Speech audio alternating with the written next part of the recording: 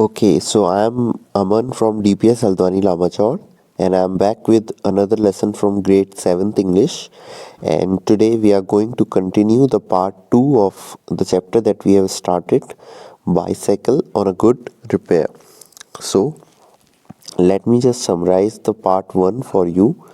In the part 1, what we have seen? We have seen that there was a boy who likes to drive his bicycle, and he says that a person whom I know, he doesn't take the name, so he says that a person whom I know, I will go on a ride with him and we will together enjoy ourselves.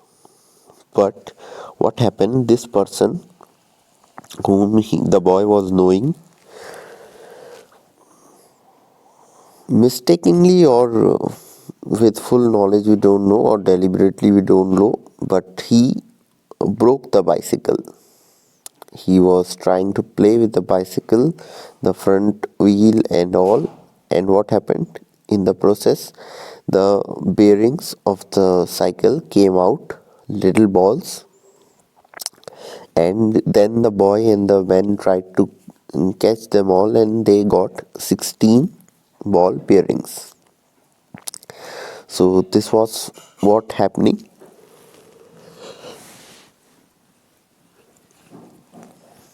The boy was not furious, but he was concerned. He was treating the bicycle like a human being, like his friend, and he said to the man that what has happened. And then they both started. The man started to repair the bicycle. How? He took a hammer and he was trying to fix it up. The boy was scared. He was saying that more harm will be caused to my bicycle, and uh, he was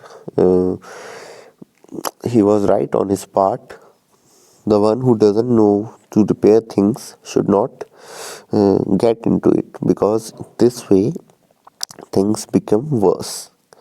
So this was it. It was the part 1. Now we have seen that they have collected 6 ball bearings, and now we are going to see that what the boy will do with those tiny balls. So let's start reading an explanation of the part 2. He then said that while he was about it, he would see to the chain for me, and at once began taking off the gear case. Here, see to the chain means check or examine the chain. Okay, so the man said that I will check the chain for you, that whether it is broke or not. He then said that while he was about, he would see to the chain for me, and at once began taking off the gear case. So he started removing the gear case to see the chain. I did try to dissuade him. One is persuading, one is dissuading. Dissuading means to demotivate. I tried to dissuade him from that. I told him from what an experienced friend of mine once said to me solemnly. If anything goes wrong with your gear case, sell the machine and buy a new one. It comes cheaper. Okay, so the boy was trying his best to act smart and to get the man away from the bicycle. He was thinking that more harm will be caused by by the man. So he made a story that his friend once told him that if anytime you have to repair the gear case, then leave it alone and buy a new bicycle, because the gear case is a little costly. He said, people talk like that who understand nothing about machines. Nothing is easier than taking off a gear case. The man replied that, the person replied that people who don't know anything about repairing or machines, they talk like this. And he says that it is very easy to repair the gear case. I had to confess he was right. In less than 5 minutes, he had the gear case in in two pieces. Okay, so the man was right. He, in about 5 minutes, he tried to repair the gear case and was groveling for screws. So the man was right in his sense. He had the knowledge of repairing machines. The gear case was lying open in the field in about 5 minutes, and he was searching for the screws. He said it was always a mystery to him the way screws disappeared. Okay, so he says that it is a mystery that why every time the screws, the little things like ball bearings, it all disappears. It is a still mystery for many. Common sense continued to whisper to me, stop him before he does any more mischief. So the boy says that my gut feeling, my common sense was telling me that stop the man before any more harm is caused to your bicycle. You have a right to protect your own property from the ravages of a lunatic. This was going on in his mind that I have total right to say no to him because he's a lunatic. Lunatic means mad person. Take him by the scruff of neck and kick him out of the gate. So this was coming to the mind of the boy. But I am weak when it comes to hurting other people's feeling, and I let him muddle on. So what the boy did, he, because the other one was strong and the boy was not that cunning, so he said that let it be, let the men search for his screws and fix the machine. I will not interfere. He gave up looking for the list of screws. He said screws had a knack of turning up when you least expected them. So the man was saying that the man left searching for any more screws. He was saying that when you have the utmost desire to get the screws, then only screws disappear. And then only when you are not expecting that you will find the screws back, they appear dramatically. And that now he would see to the chain. He tightened it till it would not move. Next, B loosened it until it was twice as loose as it was before. So the man was on his job. He was tightening the chain and everything. He lightened it till it would not move. Okay, he made it light till it can move easily. Then he said he was better think we had better think about getting the front wheel back into its place again. Okay, so he said that we should do one thing, we should put the front wheel back again. I had the fork open and he worried with the wheel. Okay, worried means worked with the wheel. So the boy whose bicycle it was holding the front wheel and the man was busy opening the screws. At the end of 10 minutes, I suggested he should hold the fork and that I should handle the wheel. So after 10 minutes, the boy thought that I should be the one holding the wheel and he should hold the fork. At length we did get the thing into position, and the moment it was in position, he burst out laughing. So they both tried very hard to make it come in a condition where it can work. But suddenly the man started laughing very loudly. I said, "What is the joke?" He said, "Well, I am an S. S means donkey." "What is a joke?" "Well, I am an S." I was the first thing he had said that made me respect him. So the boy liked it that this man has some. This man is not all about self boasting. He realizes his weakness also. So the boy became felt good. I asked him what had led him to the discovery.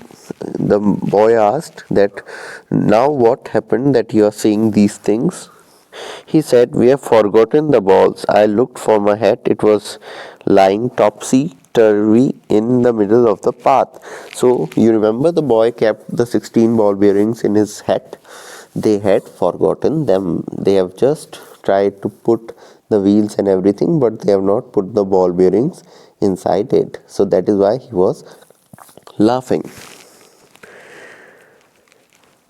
He was. I looked for my hat. It was lying topsy-turvy in the middle of the path. He was a cheerful person. He was a cheerful disposition. He said, "Well, we must put back all we can find and trust to providence." So he said that, well, whatever we have from your hat, we must put it and see what happens next.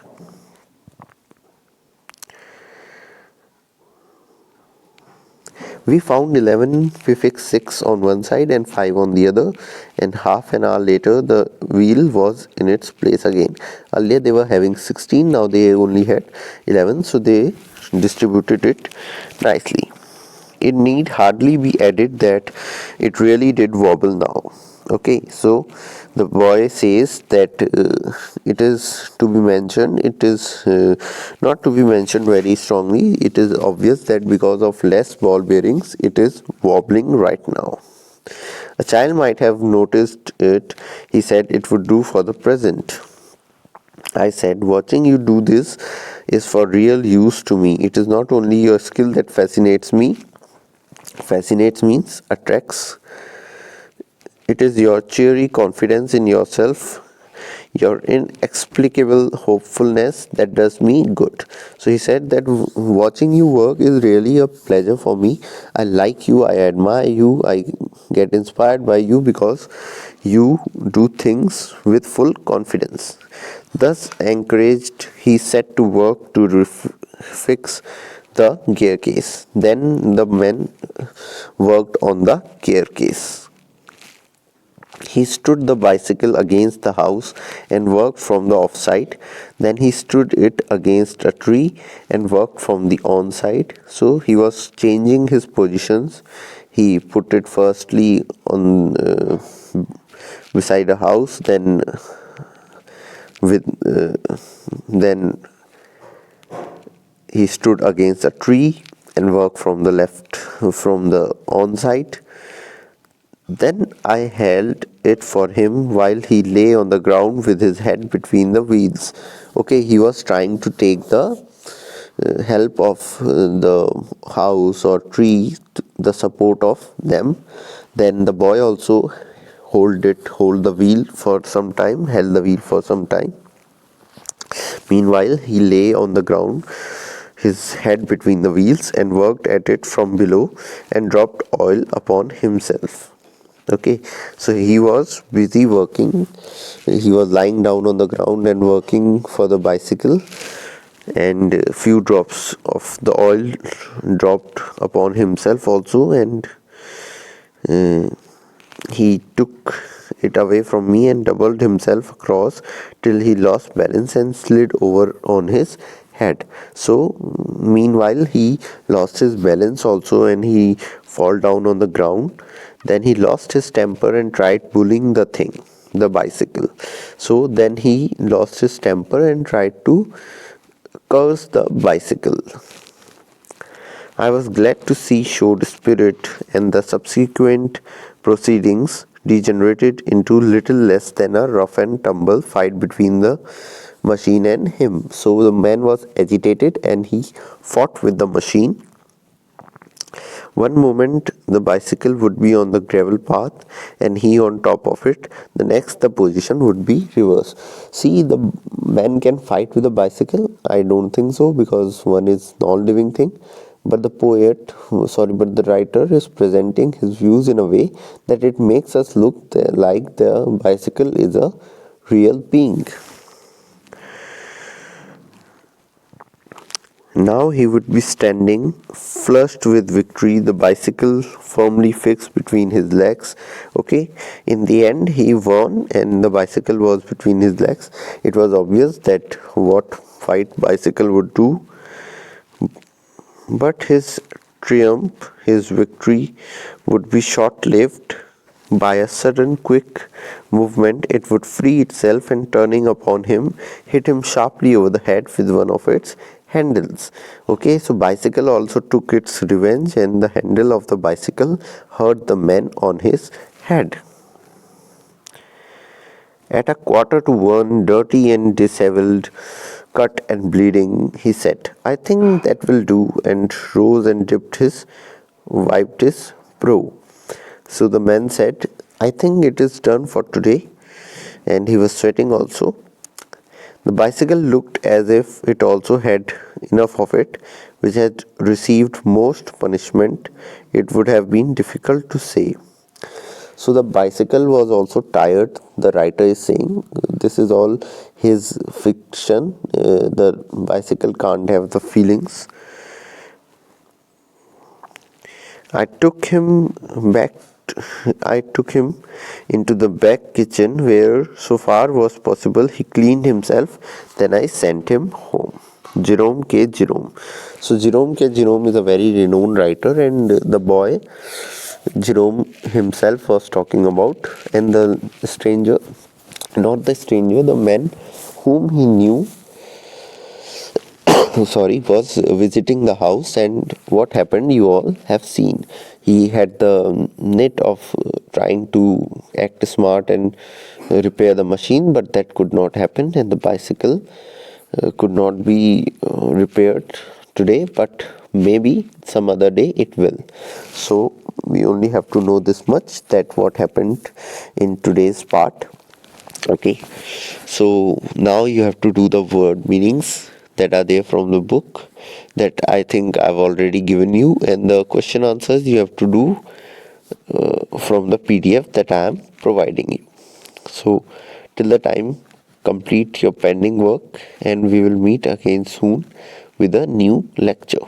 So thank you so much for watching the video.